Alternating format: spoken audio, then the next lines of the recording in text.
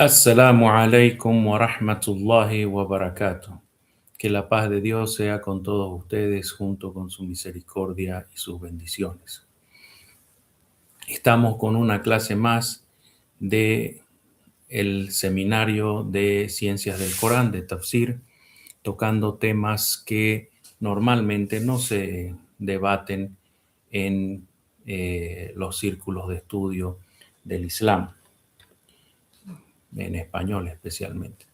Bien, el tema de hoy, la universalidad del Islam, generalmente en los libros islámicos se enfocan en la parte textual, superficialmente, y el Sagrado Corán es específico y es elocuente en esta parte textual superficial, o sea, directa, literal.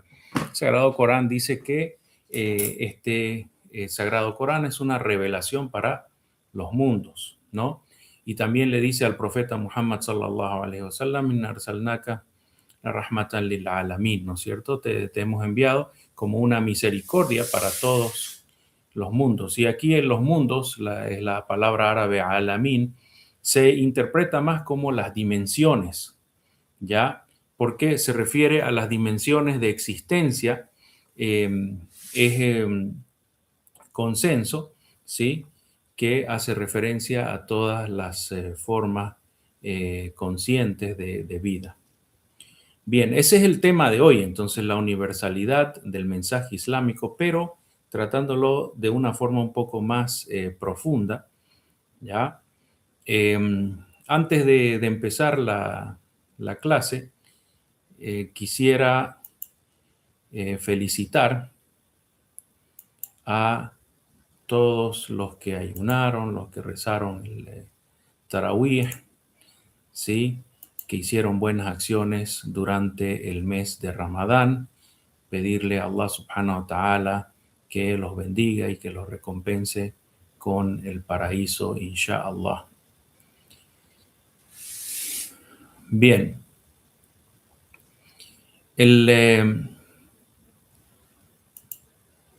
el tema de hoy, como les dije, generalmente se enfoca desde un punto de vista superficial y suficiente por demás para las personas que entienden las cosas también de forma clara. Ya el Sagrado Corán es elocuente, es específico, indicando que es una revelación para toda la humanidad. Pero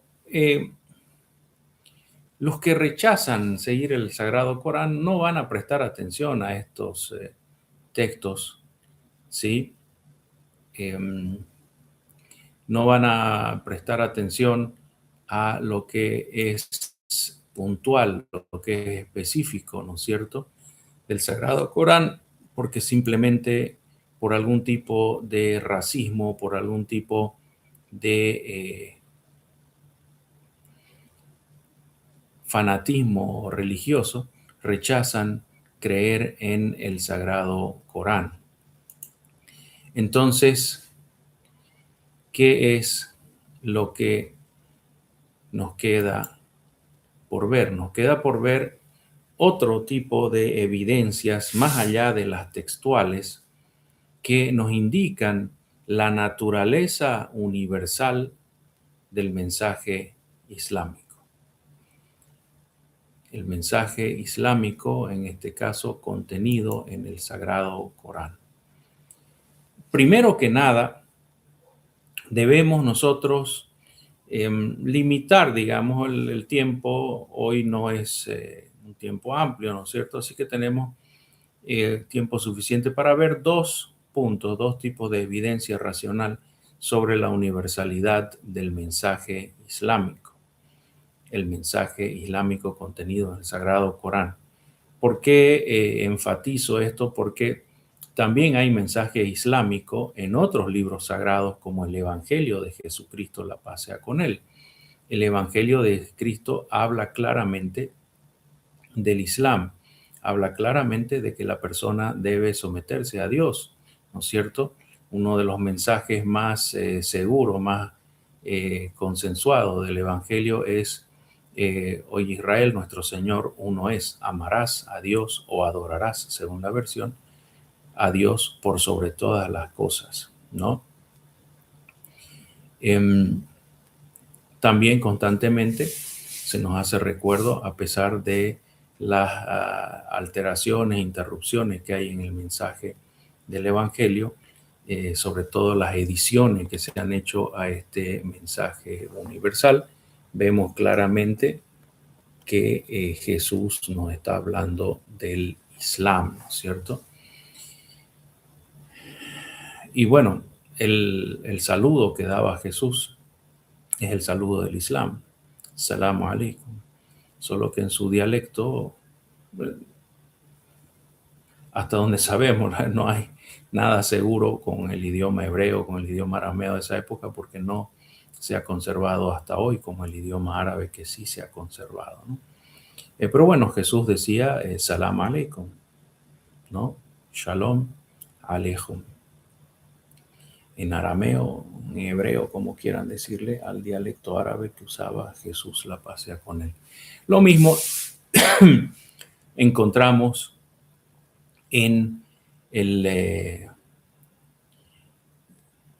Torá, no, la Torá, ¿sí? Y lo mismo encontramos en los salmos del rey David, por ejemplo, solo por citar algunos libros sagrados. Todos hablan del Islam. Sin embargo, hay un detalle muy importante aquí, caramba, esto me está fallando todo el tiempo. Hay un detalle muy importante aquí, hermanos, y que es el contexto del Sagrado Corán, el contexto de los otros libros sagrados. ¿A qué nos referimos con el tema del contexto? Nos referimos que el mensaje del Evangelio, por ejemplo, y de los salmos de David se encuentra limitado ya a la revelación de Moisés.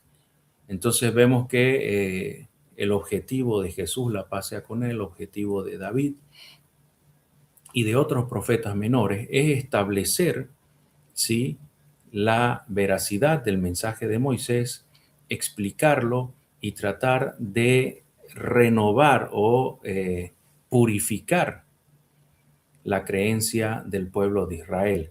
Entonces, son libros sagrados que están limitados a un contexto tribal, nacional, que no nos concierne al resto de los seres humanos, que no lo tenemos por qué entender, tal vez, y no tenemos por qué seguirlo los demás seres humanos, que no formamos parte del pueblo de Israel, ¿no?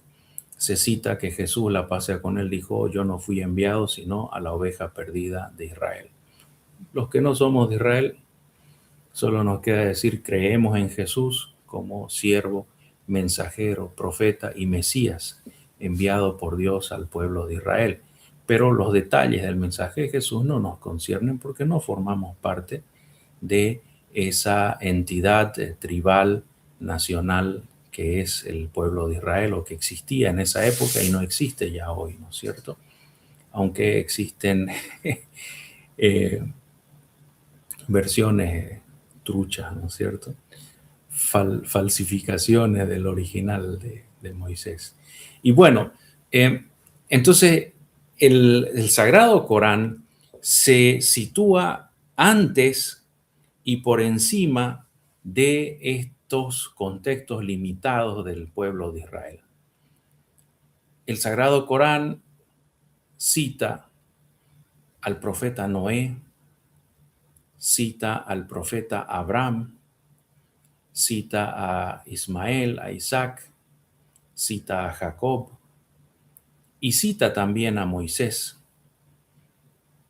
Esto es muy, muy importante, es interesante porque al citar a estos profetas y mensajeros, el Sagrado Corán se está colocando atrás en el tiempo y no está dentro del marco restricto de lo que es la existencia del pueblo de Israel y sus guerras civiles y sus chismes y sus peleas, ¿no?, entre los del norte y los del sur y los de Judá y los de Judea y los de Joaquín y Rubirim y no sé cuántim.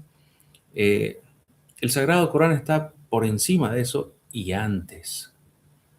Entonces, el primer enfoque es el enfoque temporal. Las historias de los profetas, los mensajes a los que hace alusión el Sagrado Corán, están principalmente antes de la existencia del pueblo de Israel y después de el mensaje de Jesús, la paz sea con él. Principalmente yo, porque también hace referencia a Juan el Bautista, hace referencia a Jesús, al profeta Zacarías y a otros profetas de Israel, pero el Sagrado Corán evita entrar en ese contexto jurídico de la Sharia de Moisés. El Sagrado Corán lidia con el pueblo de Israel en sus tiempos anteriores a Moisés, cuando todavía no se utilizaba ese nombre. Entonces, el Sagrado Corán remonta mucho antes de Israel. El Sagrado Corán remonta mucho antes de Israel. Primero, veamos en el tiempo, ¿sí? ¿Qué significa esto del pueblo de Israel? El Sagrado Corán lo llama Banu Israel, que es una tribu, que son los descendientes de una persona apodada Israel, que sabemos nosotros que es el profeta Jacob, hijo de Isaac, hijo de Abraham. Abraham es un árabe que nació en Mesopotamia. Según la Biblia, nació en Ur de Caldea, o sea, al sur de Mesopotamia, pero según la evidencia histórica, según el estudio racional de la Biblia, Abraham nace en el norte de Mesopotamia, ¿sí? Se desarrolla en lo que es la frontera entre Siria, Turquía e Irak, que es la zona norte de Mesopotamia. ¿Por qué esa diferencia de tiempo, perdón, esa diferencia sobre el lugar de nacimiento de Abraham? Por una sencilla razón. El texto bíblico es muy posterior a Abraham y se escribe dentro de un contexto político muy fuerte, muy pesado, muy denso. Y cuando hay guerra entre los políticos, la primera víctima de estas guerras civiles es la verdad, como cuando hay una elección democrática aquí en América Latina, la primera víctima, el primer muerto y asesinado es la verdad, ¿no es cierto? Entonces, en la Biblia se atribuye a Abraham al sur de Mesopotamia, ¿sí? Ur de Caldea, incluso se lo atribuye erradamente, porque cuando nació Abraham no había caldeos, no existía Caldea, y Ur no era Ur de Caldea, era Ur de Sumeria, del territorio sumerio. Entonces, Abraham se sitúa en el contexto de tribus árabes nómadas que se asientan en las periferias, en los extramuros de una ciudad sumeria, según la Biblia Ur, pero según la crítica histórica, según los que estudian racionalmente la Biblia, que no están motivados por un fanatismo, digamos, un inerrantismo fanático, se trataría de Urfa y no de Ur. Urfa está al norte de Mesopotamia. En fin, es una ciudad mesopotámica donde hay unos nómadas o tribus de nómadas árabes salidos del desierto que se han sedentarizado en los extramuros de esta ciudad, de esta qaria. Entonces, el verdadero Abraham no corresponde al pueblo de Israel. Es más, cuando se está hablando de Abraham, no corresponde hablar del pueblo de Israel. Los Banu Israel son un pueblo que nace a partir del profeta Jacob. ¿Podemos situarlo en el tiempo al profeta Jacob? Es muy difícil. Entre los estudiosos de la Biblia que son cristianos, ha sido muy difícil establecer dónde y cuándo surge Jacob. Según la Biblia, Jacob es 400 años anterior a Moisés. Esto lo situaría alrededor de 1500, 1600 antes de Cristo, ¿no? Recordando siempre que el tiempo va para atrás antes de Cristo.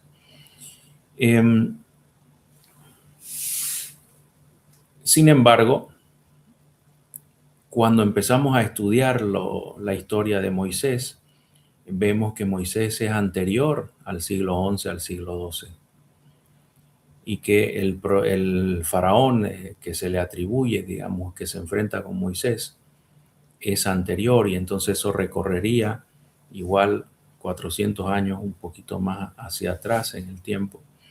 En fin, Abraham sabemos que vivió entre 2000 y 2200 o 2400 años antes de Cristo. Isaac y Jacob serían posteriores a él, ¿no es cierto? Pero el detalle aquí interesante es que todos estos chismes, estos vericuetos dinásticos, patriarcales o de clanes, ¿no? Clanes árabes semíticos, al Sagrado Corán no le interesan, no le importa. El Sagrado Corán está aquí para que nosotros sepamos que hay un solo Dios, que es el soberano, que es el único que merece ser adorado y es el que rige, ¿sí? Manifestando sus perfectos y bellos atributos, es el que rige, ¿sí? Todo lo que le va a suceder al ser humano, y que este Dios está por encima de los chauvinismos tribales de Israel, encima de las utopías religiosas de Israel.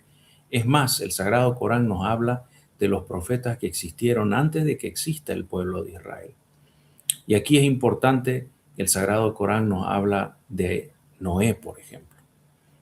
Noé, calculamos, ¿sí?, que Noé existió unos 9000 a 10.000 años antes de Cristo, que su tiempo sería el tiempo de la inundación que se da en la zona de Anatolia, tal vez la de la zona del Mar Negro, por lo menos 9000 a 10.000 años antes de Cristo. Noé, el profeta Noé, que en árabe se llama Nuh, correspondería a la época del surgimiento de la civilización con la cultura natufiense.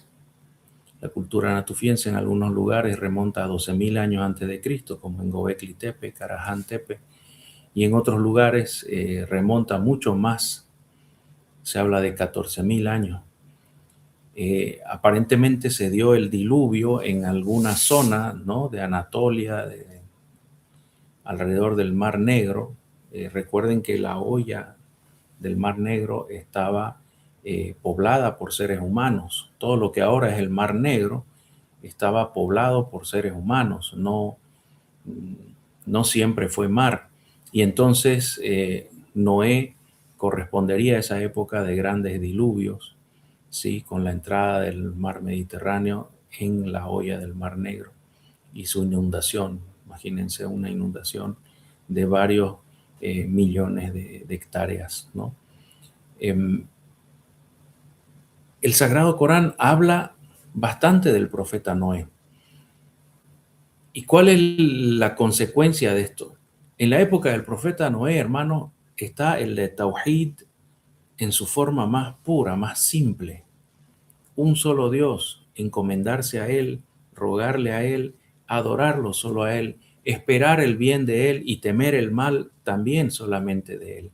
Eso es lo que nos habla la historia del arca de Noé y nos habla la historia del gran diluvio, que el Sagrado Corán no especifica que haya sido universal, sino que se inundó toda la tierra de Noé, pero no hay una especificación de que haya sido todo el mundo, ¿ya? De todos modos, ese es el contexto temporal de el profeta Noé, y el Sagrado Corán nos habla de su prédica de una forma bien clara, de una forma bien simple, ¿no es cierto?, donde nosotros nos damos cuenta, sí, que hay un solo Dios y que solamente a Él tenemos que encomendarnos y que solamente a Él tenemos que pedir y solamente de Él debemos temer. Eh, el Sagrado Corán es bien específico respecto a esto, ¿ya? Em, entonces aquí no hay legislaciones, no hay pueblo elegido, no hay faraones, no hay pelea contra los amalecitas, contra los cacalecitas, contra los rodomitas, robomitas y no sé qué. No, no hay esto. Está la humanidad frente a la grandeza de Dios, con su obligación de adorar a Dios, con su obligación de reconocer su soberanía, reconocer su majestad, ¿no es cierto? Y claro, Dios le habla a un señor que está en medio de la tierra. Imagínense esa zona de Anatolia, esa zona de la cuenca del Mar Negro, del Cáucaso, de los montes donde vivían los armenios antes. Toda esta zona es montañosa y lo que menos se podía esperar en esa época era una inundación. Y entonces así de la nada Dios le dice a Noé, construye un arca, yo voy a hacer que se inunde todo. Y esa es la gran prueba de fe, ¿no? De Noé. Entonces fíjense que la fe de Noé es una fe pura. No está contaminada por el chauvinismo tribal de Israel, ni por su utopía, que fuimos aquí, que nos salimos de Egipto y que Dios nos regaló esto y que Dios nos regaló el otro y que somos los papitos de Dios. No hay ninguna de esas bajezas, digamos, chauvinistas, tribalistas, ninguna de esas bajezas contamina el monoteísmo en la época de Noé. Luego tenemos que el Sagrado Corán habla mucho de Abraham. Abraham, a pesar de que no sepamos históricamente cuándo nació ni exactamente dónde nació, sí, como les dije, existe una tendencia en círculos académicos a reconocer a Abraham nacido en Urfa, en el norte de Mesopotamia, dentro de una comunidad árabe anteriormente nómada, pero ya sedentarizada, que vivía en las afueras de una ciudad mesopotámica, tal vez sumeria, tal vez de algún otro pueblo. El punto es que Abraham también tiene una relación directa, personal, con Dios. No hay iglesia, no hay Mesías, no hay pueblo elegido, no hay dimes y diretes que Dios nos regaló esto, que esta tierra es para nosotros, que tienen que creer en la tierra. Ninguna de esas bajezas dispensacionalistas, ninguna de esas bajezas chauvinistas o tribalistas contaminan el monoteísmo de Abraham. Y claro, Dios lo toma a Abraham como su allegado, nos dice el Sagrado Corán, ¿no? Se tajada Abraham Ibrahima Jalila, ¿no? Jalil es el nombre de mi hijo, uno de mis hijos. Jalil significa allegado, es un amigo cercano de Dios. Entonces, Dios mismo nombra a Abraham, a Ibrahim, su Jalil, su amigo allegado. Y el monoteísmo de Abraham no está contaminado por ninguno de los líos estos dinásticos de clanes y de tribus del pueblo de Israel. Nada de eso. Él es un hombre hablando con su Dios. Y Dios, como lo tomó como amigo allegado y cercano, ve que Abraham está preocupado por su descendencia, está preocupado por su linaje, por su legado material. Entonces Dios le dice a Abraham, no te preocupes por tener hijos, Dios te va a dar hijos como sea, ¿no es cierto? Y cuando nace su hijo primogénito, Dios le dice a Abraham, aquí está tu hijo, mira, tenés 86 años, ¿no? 80 y tantos años, dice la Biblia, y aquí está tu hijo. Yo escuché tu plegaria, así que le vas a poner de nombre a tu hijo Ismael, que significa Dios te ha escuchado. Ismael. Y yo no sé, o sea, ¿qué piensan los cristianos dispensionalistas, los sionistas. ¿Ustedes creen que Abraham fue tan boludo de pedirle a Dios, Señor, dame un hijo que sea el hijo de la empleada y que todos los judíos del mundo lo discriminen, le hagan bullying, lo maltraten? ¿Ustedes creen que Abraham fue tan tonto de pedir así? De manera que cuando Dios le dio a Ismael, le dijo, ponele, Dios te ha escuchado tu plegaria. No. Abraham quería una descendencia que destaque, una descendencia que siga su legado, una descendencia que siga su senda, su rumbo en el bien, en la piedad, en el monoteísmo. Entonces Ismael no es ni alguien que merezca ser llamado hijo de la empleada, hijo de la esclava, que constantemente lo insultan. Dios honró a Ismael y honró a Abraham por medio de Ismael y lo hizo sentirse bien porque era su amigo íntimo, su amigo allegado, su amigo cercano, Al-Jalil. La ciudad donde está enterrado Abraham fue llamada Al-Jalil precisamente por el legado abrámico, que ahora la están destruyendo. Los israelitas están asesinando a los habitantes del Jalil, están tomando las casas una por una, ¿no? Eso es en la ciudad de Abraham, en la ciudad del allegado de Allah, Jalilullah, el allegado de Dios. Entonces, como ustedes ven, cada uno de los acercamientos que hace el Sagrado Corán a las prédicas de los profetas están por encima de toda la telenovela, el tejemaneje y las guerras entre tribus, entre clanes que nos acostumbra el Antiguo Testamento. El Sagrado Corán evita olímpicamente toda la parte fea, la parte, como les dije, de telenovela del Antiguo Testamento. En el Sagrado Corán, los hombres se relacionan directamente con Dios, ponen su fe en Él, cumplen con sus mandamientos. Este es el ejemplo de Noé, este es el ejemplo de Abraham, ¿sí? Y de otros profetas y mensajeros. Incluso cuando Allah habla de Moisés, que es como la piedra fundamental, digamos, de la existencia de Israel como pueblo, como entidad política, Moisés imagínense, cuando se habla de Moisés por primera vez, se dice claramente que Moisés será enviado como profeta al pueblo del faraón. ¿Y cuál es el pueblo del faraón? A ver los que están durmiendo ahí atrás. ¿Cuál es el pueblo del faraón? Egipto. El Sagrado Corán nos dice que Moisés fue enviado a predicar al pueblo del faraón. Moisés es un profeta a los egipcios, al pueblo copto. Y les predicó bien y le habló al jefe de los coptos, al gobernante de los coptos, que los coptos lo llamaban el faraón. ¿Ya? Y por favor, los coptos de ahora no se sientan aludidos, porque yo estoy hablando de los verdaderos coptos, no de la versión trucha griega que se hace llamar copta. Los verdaderos egipcios, los verdaderos coptos hablaban el idioma egipcio, escribían con las letras egipcias, tenían sus dioses y fueron los constructores de las pirámides, etcétera, etcétera.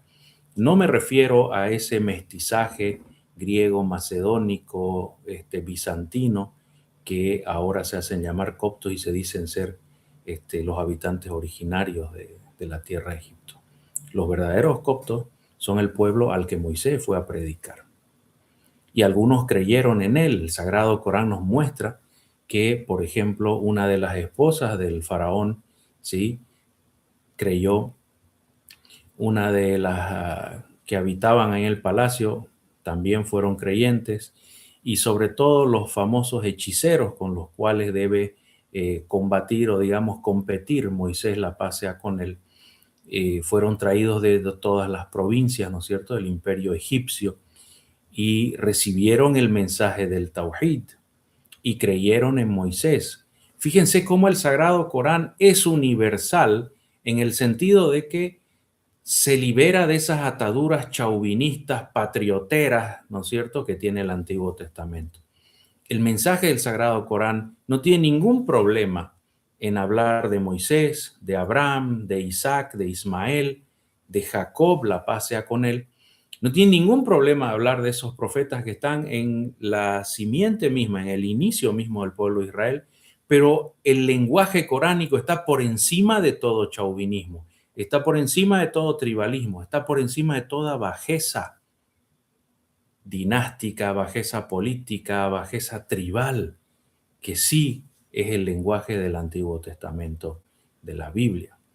Entonces, el Sagrado Corán se declara universal y del mensaje de Moisés rescata la parte universal.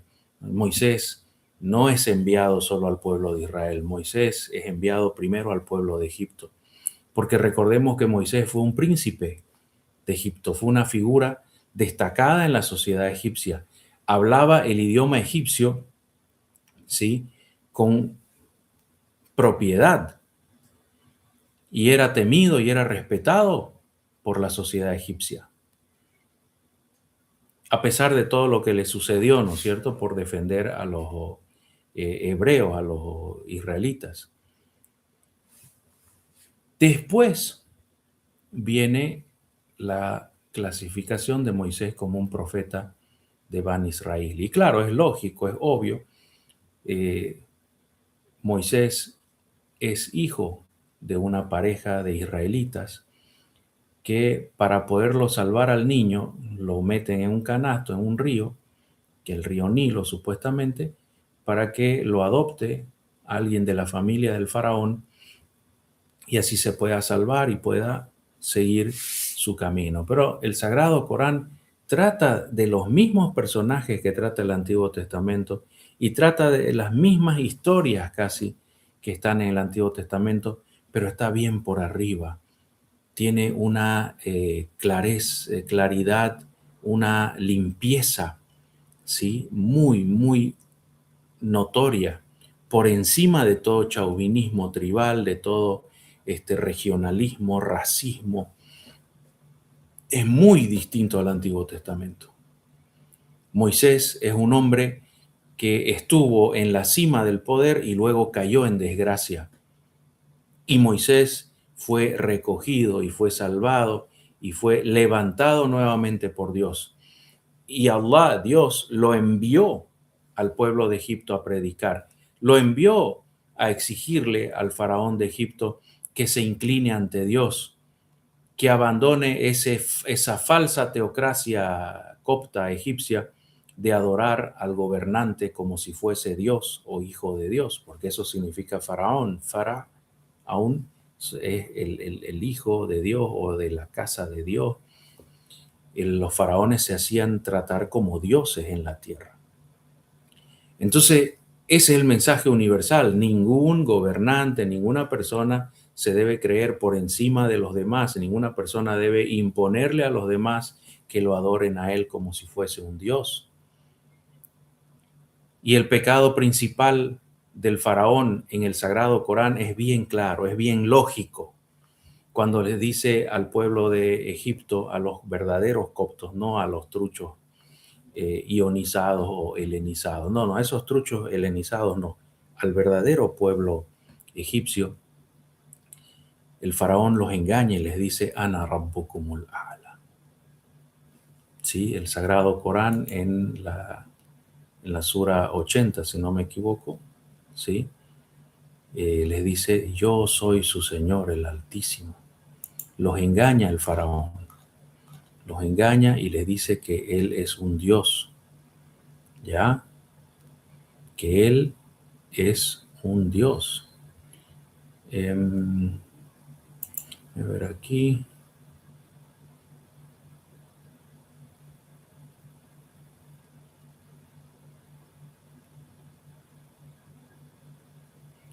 Estamos viendo.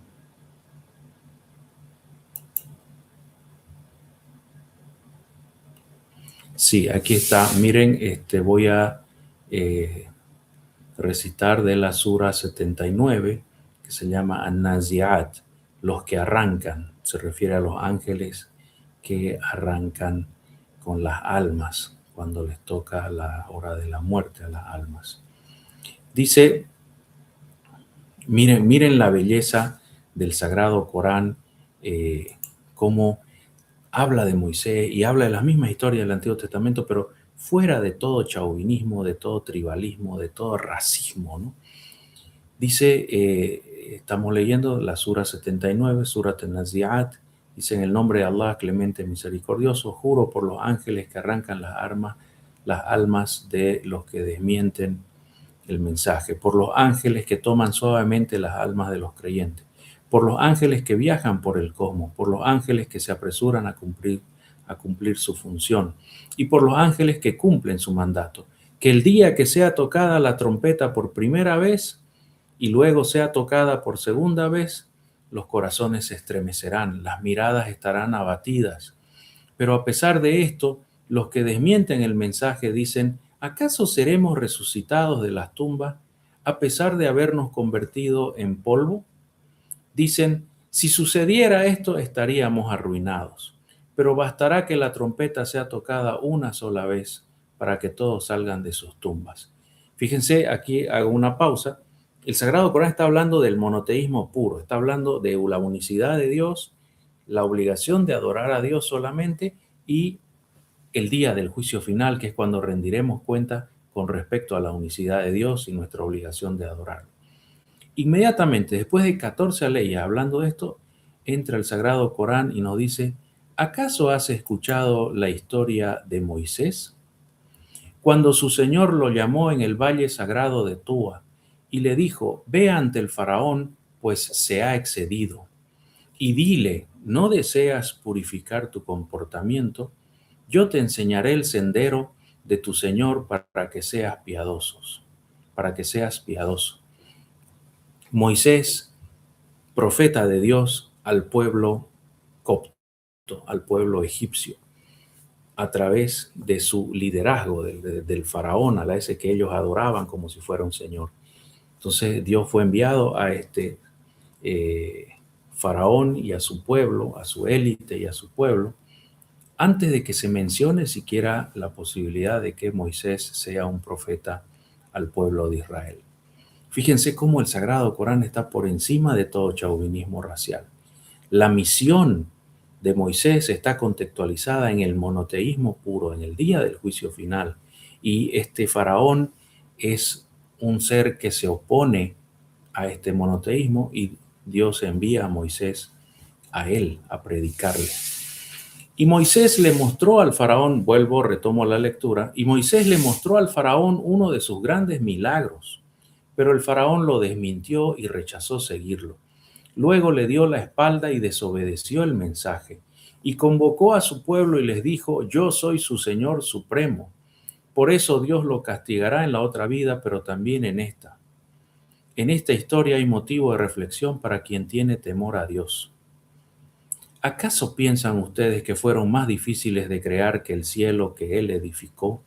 Él lo elevó y perfeccionó su construcción, que hizo que la noche fuese oscura y que le sucediera la claridad de la mañana, y luego extendió la tierra, hizo surgir de ella agua y pasturas, fijó las montañas, todo para beneficio de ustedes y de sus rebaños. El día que suceda la gran calamidad, que es el fin del mundo, el ser humano recordará todo lo que haya hecho y será expuesto al fuego del infierno para que lo vean. Quien se haya extralimitado y preferido la vida mundanal, su morada será el infierno. Fíjense, hermanos, cómo la historia de Moisés está claramente contextualizada en algo más grande, en algo universal. Un solo Dios, la creación, y de entre la creación los seres humanos, los jinn, los que tienen obligación de adorar a Dios, y el día del juicio final, cuando seremos retornados a Él y seremos cuestionados, interrogados, ¿qué hicimos con lo que Él nos mandó? Así Dios lo eleva a Moisés, lo saca de esa bajeza política de ser un líder tribal de cuarta. No, Él es un mensajero de Dios que va al pueblo de Egipto primero, ¿sí? No se niega que haya sido de Israel, un profeta de Israel, pero primero se lo envía a Egipto a predicarle al faraón. Por eso es que decimos claramente que, incluso hablando de los líderes, las piedras fundacionales del pueblo de Israel, el Sagrado Corán demuestra que está por encima de la Biblia. que está limpio y puro y está liberado completamente, a salvo de todo chauvinismo tribalista, de todo racismo, de todo odio, resentimiento y rencor tribal o racista, que como el que enseñan las iglesias cristianas dispensacionalistas y algunos rabinatos judíos, ¿no es cierto? Su historia está llena de odio, de rencor, y que estos nos pegaban, y que estos nos mataban, y que ahora hay que liquidarlos a todos, piensan así, dicen, ¿no? El Sagrado Corán está por encima de todo eso. Un hombre que estuvo en la cima, cayó al exilio, es recogido por Dios, apoyado por Dios, y se lo lanza a la misión más difícil. El pueblo de Egipto era el pueblo más poderoso de la tierra en esa época. Estamos hablando de la época tal vez de Ramsés II, Ramsés I. Eran los hombres más poderosos del mundo en esa época. Y ahí va este hombre solito, salido de Arabia, salido del desierto, casado. Su suegro era un beduino, como los que están votando ahora los israelitas de sus casas. Su esposa era una árabe beduina, ¿no es cierto? Y si ahí del desierto, de la nada, sale Moisés a decirle a Moisés: no quisieras redimirte, no quisieras enderezar tus pasos y someterte a la voluntad de Dios. Yo te puedo enseñar cómo. Qué hermoso mensaje, ¿no es cierto? Y no importa, aquí no importa de qué raza era el faraón, no importa, no es relevante. Y en eso reside la universalidad del mensaje coránico. No es relevante de qué pueblo estamos hablando. Son personas que se relacionan con Dios. Y claro, el Sagrado Corán tiene más referencias a Moisés, más referencias a Abraham, a su descendencia, que las iremos viendo en su momento. Por ahora, le pido a Allah subhanahu wa ta'ala que me los recompense mucho, ¿sí? Que acepte sus buenas acciones en Ramadán, sobre todo sus rezos, hermanos, porque Ramadán sin Tarawih es medio charla de peluquero. Y claro, el Tarawih se puede hacer solo en la casa, no todos tienen una mezquita a la vuelta de la esquina, ¿no es cierto? Pero bueno, le pido a Allah subhanahu wa ta'ala que los recompense abundantemente a ustedes y a sus padres, y que los bendiga y que les otorgue el paraíso, inshallah, a ustedes y a sus padres también, y a todos sus seres queridos, y que me los proteja, ¿sí? Que me los proteja mucho, inshallah. Conmigo será hasta la próxima semana, inshallah, Dios mediante, para seguir hablando sobre la universalidad del mensaje coránico, sobre todo en estos tiempos cercanos a la Semana Santa de los católicos, de los cristianos, que vamos a conversar sobre algunos temas relacionados con esto. Bueno, assalamu alaikum wa rahmatullahi wa barakatuh. Que la paz de Dios los acompañe siempre, junto con su misericordia y sus bendiciones. Hasta la próxima será. Assalamu alaikum.